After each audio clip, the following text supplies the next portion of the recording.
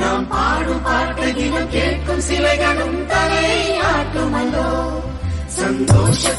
தினம் ஜன்மம் தேடி வர செய்யும் சொந்தமல்லோ நாம் பாடும் பாட்டை தினம் கேட்கும் சிலைகளும் தலை ஆட்டுமல்லோ அழகான சின்ன தேவதை அவள் தானே எங்கள் புன்னகை நாள்தோறும் இங்கு பண்டிகை